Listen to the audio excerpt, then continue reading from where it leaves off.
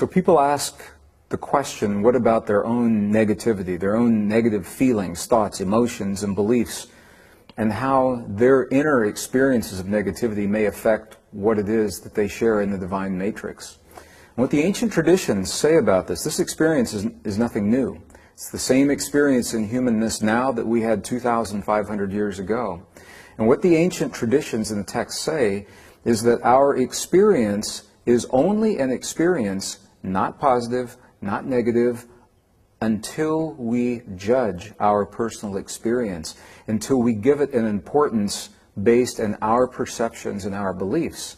And until we do that, it is simply an experience. So the question is, why are we judging ourselves, and how do we judge ourselves? And the healing comes from allowing us to feel whatever it is that the world gives to us to feel, and to acknowledge that feeling and say, yes, this is a feeling. Sometimes it's a good feeling, sometimes it's a bad feeling, but to allow the feeling to unfold without judging what the feeling means or being afraid of how it may affect something else in the world.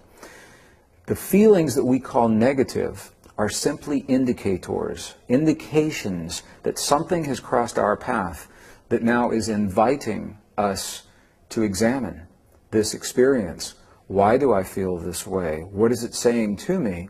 And they become a problem only when we ignore them, when they go unresolved, unreconciled feeling is the term that we use.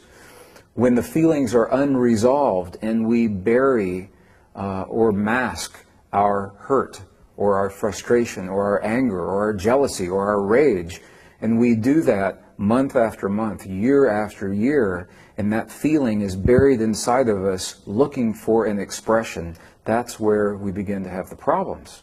But the feeling itself, when we have a feeling, I have negative feelings, and I don't judge them. I say, I'm having a feeling about this person or about this situation. And then I have to check with myself and say, why am I having this feeling? What does it mean to me? What is it telling me about my personal beliefs and my personal experience? And in that way, the negative feelings become our best friends, because they actually serve us rather than hurt us. And it's all based in our beliefs and the judgment that we attach to that experience.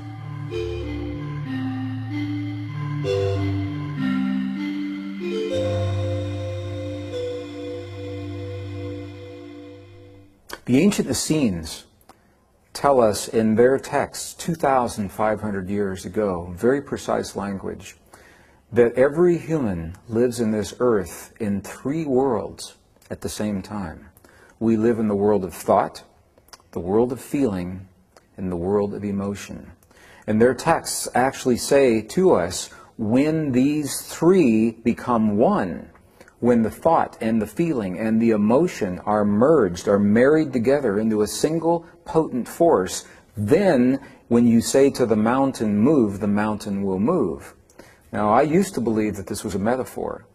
And now I have seen in the monasteries of Tibet, and I've seen with the holy and the sacred people in Bolivia and Peru, in the native traditions of the desert Southwest, in the medicineless hospitals in Beijing, China, this is not a metaphor. It is a literal fact. When thought, feeling, and emotion become one, we literally can change the stuff our world is made of. We can rearrange the atoms of matter through the belief waves that emanate from our heart.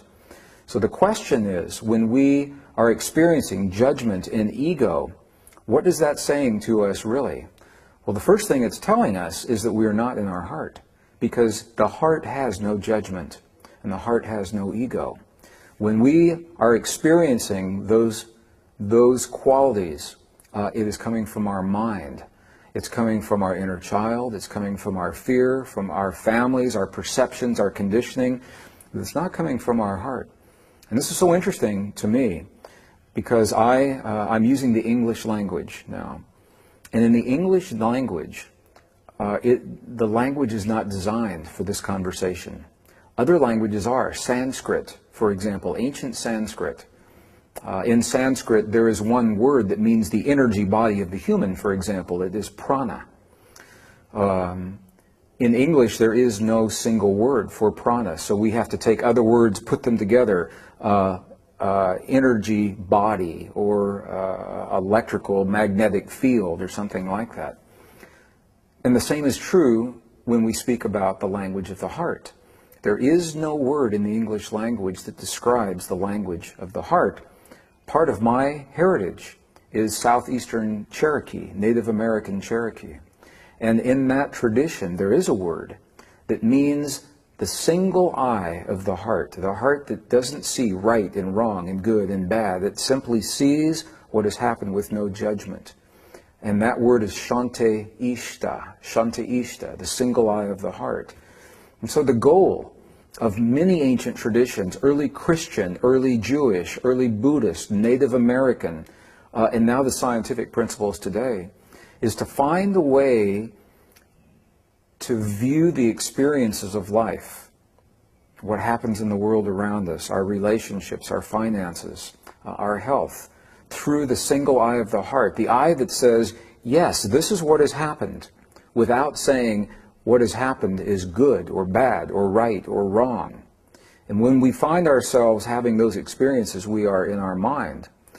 And it is the marriage of the mind and the heart that give us the power to create. And the way they say to transcend, to get through the judgment that we find ourselves in, it sounds strange at first.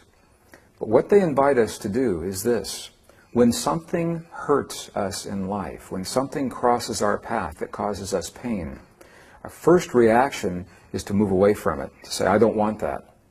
And that is when the judgment comes in. But if we can embrace the experiences when someone or an experience hurts us in life, not that we like the experience or we want to have it again, but the ancients say that we should bless the experience. And this sounds very strange, to bless the things that hurt you. But here's what happens. When we begin to bless the things that cause us the pain, the blessing is simply the acknowledgement. When you say, I bless the person who has just been dishonest with me. I bless the person who has violated my trust, betrayed my confidence. And you say that again and again, and you say it out loud.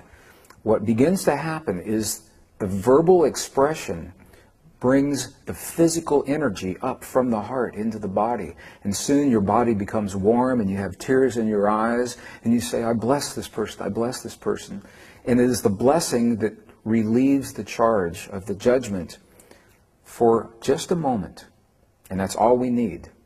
Because for just a moment, when the charge is relieved, we can replace the hurt with something else. And the ancients say that that something else is what we call beauty. Beauty is a powerful force in our world. And it already exists everywhere. The ancient Essenes and the Native Americans alike. They say that beauty is already everywhere in everything. Our job is to find that beauty, to seek it out. Now, Mother Teresa was a master at this. She would walk down the streets of Calcutta, India, and she would see dead bodies on the street and decay in the gutters. And in the dung in the gutter of the streets in Calcutta, she would find a flower growing, and in that flower she would find beauty in the streets. And that experience allowed her the strength to find even more beauty in life. So rather than judging the experiences, when they come to us, if we can look at each experience as a blessing, and when we find ourselves hurt, say, again, yes, I feel hurt, so acknowledge it first. Secondly, what is this hurt saying to me? What voice am I hearing? What does it tell me about my life?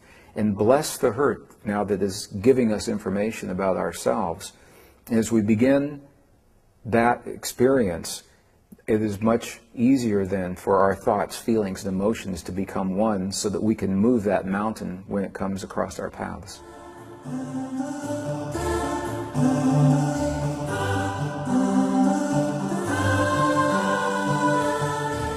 So the question then that the scientist asks is, if we know the experiences work, if we know that when one person or a group of people come together and they share a common experience in their heart for a period of time, such as the International Peace Project in the Middle East, where people came together to feel the feelings of peace during the Lebanese-Israeli War in the early 1980s. During the time they created those feelings, statistically, terrorist activities dropped to zero. Crimes against people declined. Emergency hospital room visits declined. Traffic accidents declined.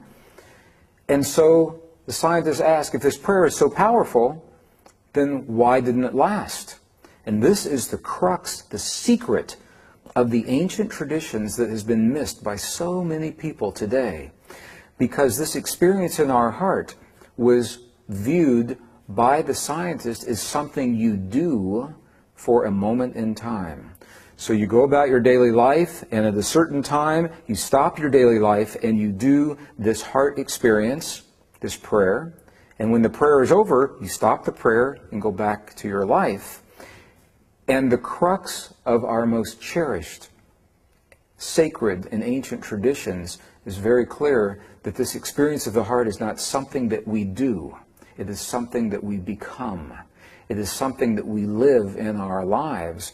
Life becomes the prayer. Every moment of every day is the prayer. And because this modality of prayer, it's called the lost mode of prayer, feeling-based prayer, because the prayer is based in a feeling, and we can have a feeling all the time. We can have a feeling in our cars, driving on the highway. We can have a feeling in the office, in the school, with our families, alone in the park. We can always have a feeling, and that means we can always be in prayer. But it's not something that we do in a moment. It's a way of living. It's a way of life. It's something that we become. And when we do that, the prayer never ends.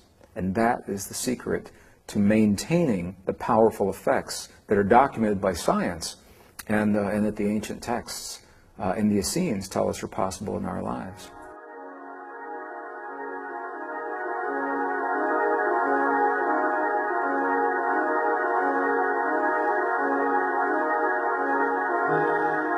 Absolutely. The whole idea, and the abbot in Tibet was so very clear when he said this, the new abbot. And I asked him the question through the translator. I said, what is the force that holds the universe together? We had already had the conversation that there is something out there. So I was asking for specifics from his Buddhist, Tibetan Buddhist perspective. I said, what is it that holds the universe together? What connects everything in the universe?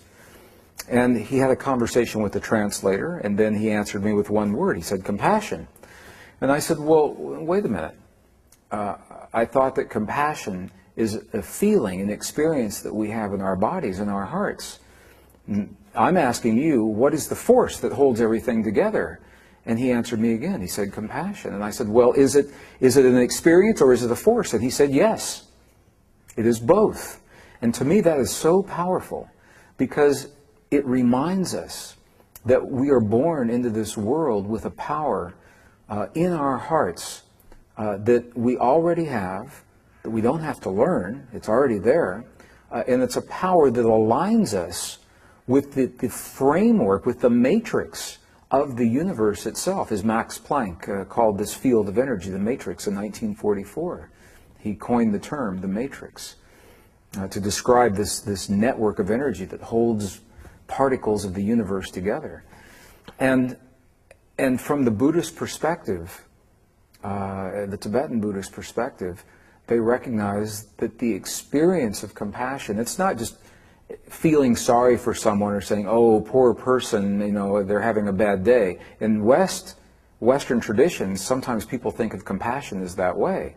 And that may be a part of it.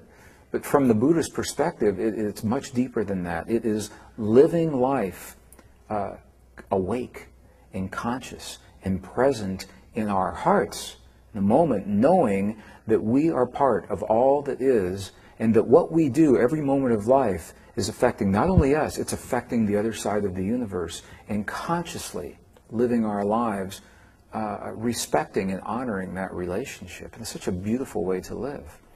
Now that scientists have been able to show us through the imagery of the Chandra X-ray Space Observatory, the mission of this observatory was to detect invisible fields of energy in the universe. So while scientists have always suspected that up to 90% of the universe, they say, is empty, And this observatory now is showing us that in the space that we once believed was empty, it's not empty. There's a lot of energy in there, and it looks like a web or a net of energy. And it is the compassion in our hearts that creates the waves, the belief waves of electrical and magnetic energy that align us with this field. This is our technical, Western, male-dominated, schematically oriented, scientific way of describing, and it sounds very complex. The Buddhist monk, the abbot, he says compassion, and he says the same thing. And they have always known this. And this is where it's so fascinating to me, because science is a language. And it is only one language that describes our world and our relationship to the world. There are other languages. And science is a relatively new language. It's only about 400 years old. Other languages are 7,000 years old in the case of the Vedas. So science is good, however, it's incomplete. And we know that science does not have all of the complete answers. So when we go into the other traditions to see how they describe our relationship to the universe, in some ways they're much more complete. So Western science now, modern science, is only arriving in the last years of the 20th century and early 21st century. They have just arrived at the understanding that the field is out there, and they're saying, what do we do with this field? On the one hand, and on the other hand, this is the place where the ancient traditions have always begun. Science has spent 400 years debating and trying to prove whether or not everything is connected, while these ancient traditions began with the understanding that of course everything is connected. They didn't spend 400 years proving the connection. Their 400 years was used exploring how we may use that connection to become better people and create a better world. And for me, as a scientist, this is the value of looking into our most ancient and cherished traditions, honoring our past. Don't throw it out the window, honor it, and marry that wisdom with the best science of today. And together they create a greater wisdom than either would give us individually. And I think that we need that wisdom now at this time in history to solve the problems that we see in our lives. Science tells us how things work. The ancient traditions tell us how to apply that understanding in our life.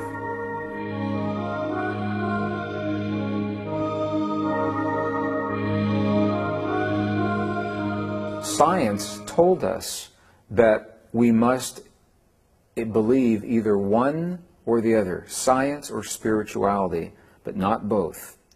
Now, as a child, I always believed that science and spirituality are the same thing, and I thought everybody else believed the same thing. They just didn't talk about it. So I always believed that when we study science, we understand nature and how the world works. Ultimately, we're understanding God. But when I began working in the corporations, I found nothing could be further from the truth. They said, you either are a scientist or you're a spiritualist. You either use technology or you use religion. And it doesn't have to be that way. So I think our greatest power in this civilization, there is a new science and a new spirituality that's being born right now. And it's so new it doesn't even have a name. We don't know what we'll call it. And maybe it's better with no name, because if there's a name, then there's rules and somebody owns it. So right now it has no name. But it is a blending, a beautiful marriage of the technology and science that we have today with the understandings that have served us for over 5,000 years and got us to the point where we are today.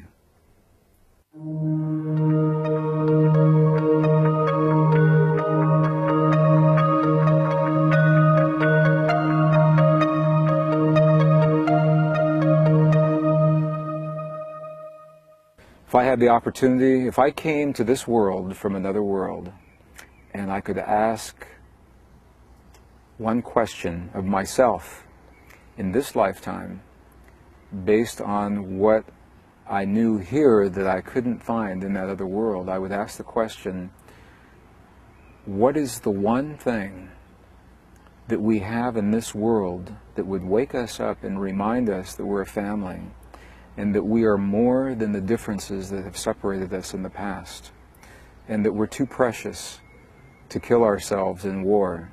What is the one thing that could be awakened in this lifetime and shared with every human on the face of the earth that would remind them of that truth? Because I believe it is a truth. That's what I would ask.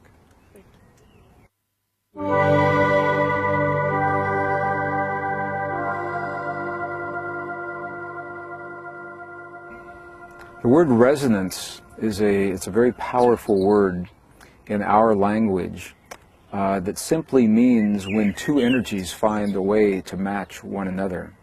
So for example, I'm a guitarist, so I'll use a guitar as an example. If I have two guitars in the same room, and I have one guitar leaning against one wall and another guitar against another wall, and I take one string and pluck the string here, this string on the other guitar will begin to vibrate as if it were the one that were touched. And the reason is because they are in resonance. They are tuned the same. The other strings will not vibrate because they're not tuned the same. This is a powerful principle because when we can find resonance in our heart, we tune our bodies the way we tune a musical instrument. And we do this with thought, feeling, emotion, and belief. We choose the quality of belief inside of our bodies that brings us into resonance with the truth and the beauty, or the anger and the hate of the world around us. And the beauty is that we get to choose where that resonance comes from.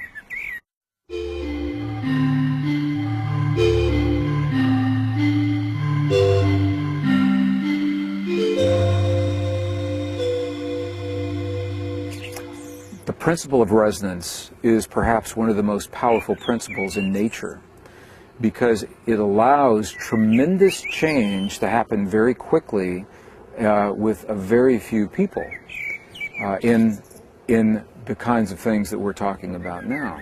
And the reason is because if those few people learn the language of resonance with the divine matrix, with the field, if they choose peace and healing in their bodies, and they find that they can convey that in the divine matrix, the focused power of knowing the language is stronger than the chaotic power of not understanding the language. So many people in chaos is what we see in our cities right now. A very few people focused that understand the language may transcend. I'm not going to say that they overpower or that they win. I'll say that they transcend. They're no longer locked into the negativity from those other people. And it's because of the principle of resonance.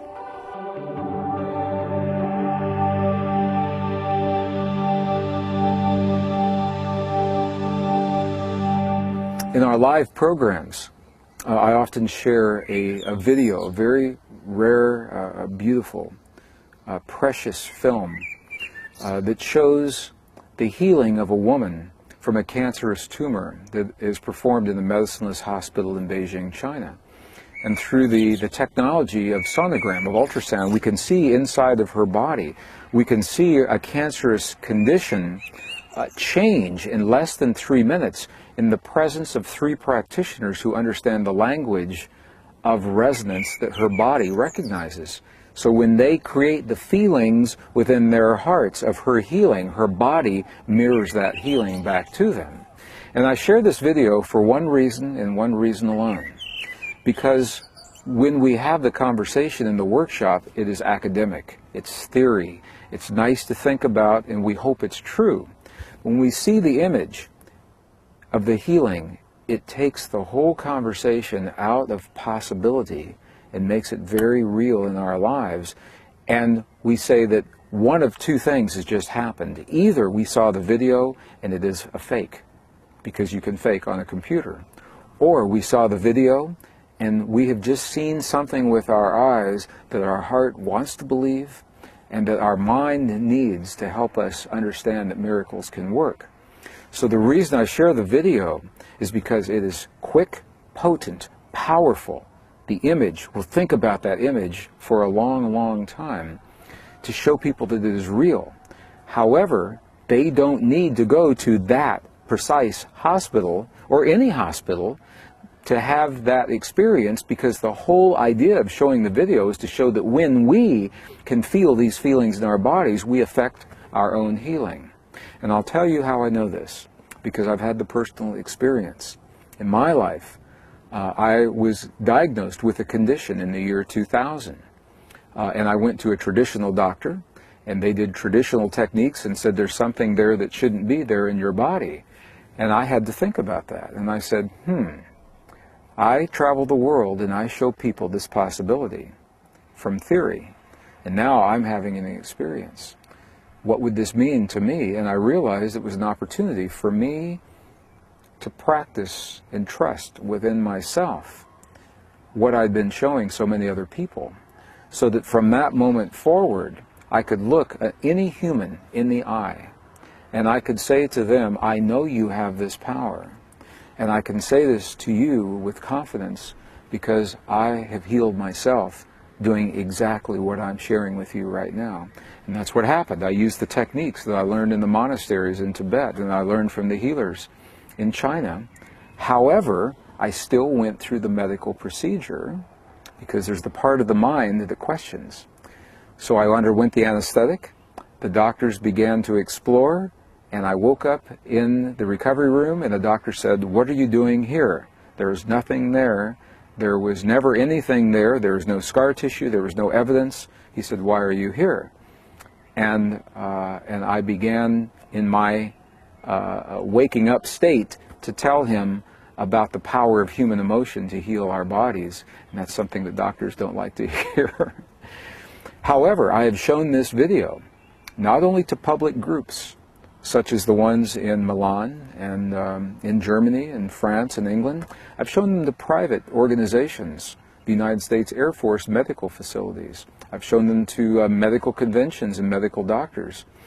And they will look at this as an isolated miracle. They say, yes, this has probably happened. It's a miracle. We'll come back and explore it later, but first we're going to find the cure for cancer. Because in their mind, there's a disconnect. In the mind of a modern medical practitioner, there is no relationship between heart waves, belief waves, electromagnetic fields in the heart and the healing of the body. In their mind, there is the model that you must either use chemicals or drugs or physically remove or alter the body in some way to affect the healing. And I think this is changing. It's changing now. But whether it changes in the world or not, what I know is that I can go into any audience with any person on the face of this earth, and I can look them right into the eye, and I can tell them, I know this is true, and I know it because of my personal experience.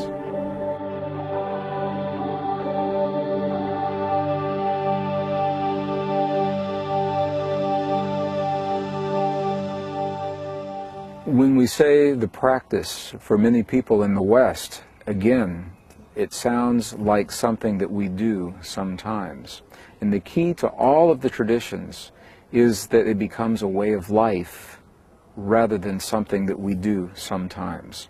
Our conditioning in the West is that our spiritual practice is something that we do at the end of the day when the children are fed and the bills are paid and the dishes are done and the clothes are clean and the lunches are prepared for the next day, and then we go into a room and close the door and turn on the music and light the incense and burn a candle, and by then it's 2 o'clock in the morning and we're too tired to do anything, and we take a deep breath and say a mantra and go to bed. The point is, and that's an exaggeration, but for many people, the point is that their spiritual practice is compressed into a few moments after everything else is finished in our culture. Ours being the West. However, you go into the Native American cultures in North America, South America, again into the monasteries in Egypt and Tibet, their entire lives are the spiritual practice. And then every once in a while, they will stop that spiritual practice for a moment to make change for 20 euros. It's just the opposite of the way we think about life. So again, it's about becoming the practice and allowing it to be a way of life rather than viewing it as something that we do in a moment in time. And this is, we do the programs all over the world, and people come after the program, 1 day, 2 days, 3 days, and they say, great program, where is the next program? What should I study next? And I have to say to them, there is no more. Go home and experience and live what it is that you've learned here. But for some people, the diversion, it's easier to go from workshop to workshop and study to study and teacher to teacher rather than embrace and live what they've learned already in their lives.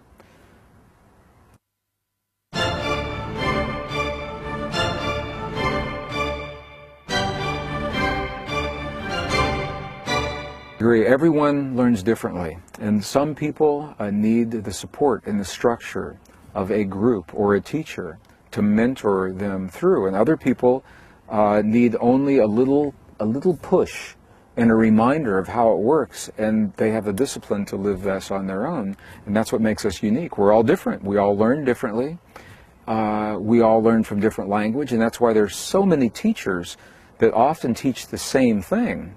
And people come up to me all the time and say, this sounds very similar to what my Buddhist teacher said, or what A Course in Miracles says, or what someone else has said. And I say, well, yes, that's good, because I expect if something is true, you will hear it many different times in many different ways. However, while my language may work for some people, other people, they may learn better from another language.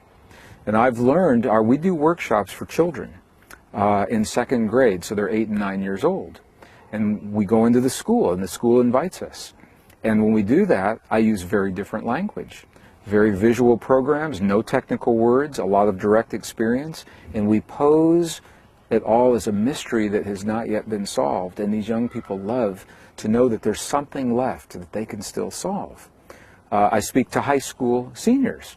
We use a different language, very different language. We've gone into nursing homes where people have a very short attention span, and the technical words will not work. So we find another language.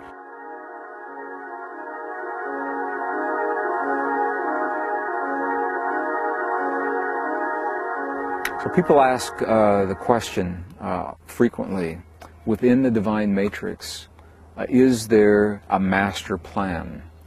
Do I believe that there is a master plan? And there are a number of different ways of looking at this. From the perspective of the ancient texts, we are approaching a time in history, a convergence time in history, when our world and our bodies are about to change. And all of the rules that have worked up until this moment in time will change. We will still be here and there will still be a world, but the rules will become different. So from that perspective, the owner's manual, if you will, of how we work in this world that has been here for 5,000 years, that divine plan may be coming to an end. We begin another plan. But within this divine matrix, what we know is this: we're living in a field of many possibilities and energy that will allow us to create whatever it is that we can imagine in our minds and feel in our hearts. And from that perspective, we are limited only by our imagination and our courage to feel the feeling in our hearts as if our dreams have already come to pass, if they've already come true. That, I believe, is what our experience here is all about. What happens if you take a beautiful human with a mind and a heart and you place them into a world where they may create anything that they choose? Will they create lightness or dark? Will they choose peace or will they choose war? I believe we have complete freedom to create.